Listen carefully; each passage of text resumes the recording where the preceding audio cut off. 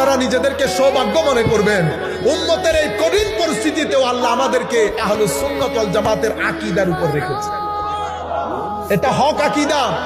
এই আকীদার উপর সাহাবায়ে কেরাম, তাবেঈন, আতবাউত তাবেঈন, আইম্মা, মুজতাহিদিন, মুহাদ্দিসিন, মুফাসসিরিন, সুলাহা, কুদামা সবার হাত এই আহলুস সুন্নাত ওয়াল জামাতের উপর। আজকের দিন পর্যন্ত আমরা যা কিছু করি মিশরের মুসলমানরা তা করে। আজহার থেকে যারা পড়ে এসেছেন আমার এই বক্তব্য রদ করে দেন।